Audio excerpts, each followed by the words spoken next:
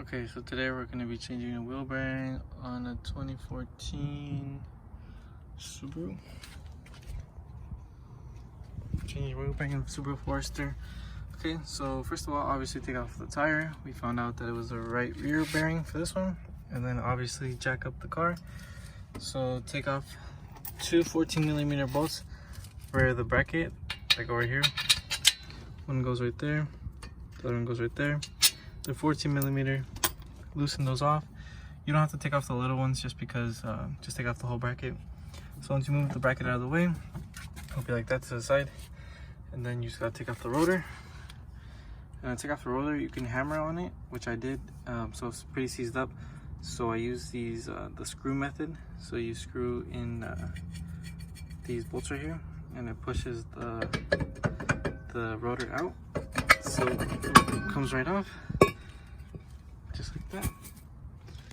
And then there should be a nut right here, and that nut is going to be super tight, so you either want an air impact, a really big torque wrench, a really big breaker bar, or a Milwaukee impact like this with 1,000 foot-pounds of braking power. And then you're also going to need a really big 32mm socket. I got the whole kit from Harbor Freight. They're really good, highly recommend. So obviously loosen that up.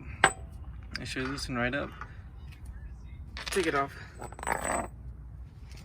And then once you take it off, you can hear that this is actually seized up, and you can hear it grind, as you can hear. Let me put it close. So as you can see, it's pretty seized up. So now what we're gonna do is take off the 4 bolts that holds the bearing assembly, the hub assembly in place. So if you go over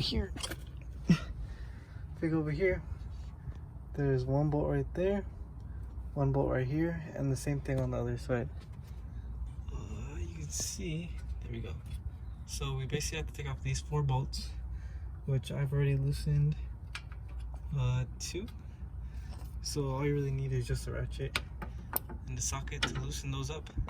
I only have one hand, so that's why I'm kind of recording and doing the stuff as I go. But I'm gonna loosen those up and then continue. Okay, so as you guys can see, I took off the 4 long bolts. They were 14mm, like I said. So now that we have it off, the hub assembly. So now we have it off. The hub assembly is gonna be pretty seized onto there. So we're gonna have to whack it with the hammer a few times. Whack it and pull it, whack it and pull it. Sometimes they come off pretty easy, sometimes they're real pain to take off. This one might be a pain, we'll see. I'll show you guys once I take it off. So the wheel bearing assembly was actually really seized onto there. I had to torch it and hit it a few times with the hammer. Not a few times, a lot of times, that it actually came out of itself and left the bearing in there. So I had to remove the whole assembly arm to actually whack it from the back with the hammer, and it finally came out, and a lot of penetrating fluid. So yeah, that's pretty much it. You just reassemble it just how you take it off. Usually you can just whack it a few times, but this one came from the snow, so it was really rusted on there. Hopefully you guys have better luck than me, and see you guys later.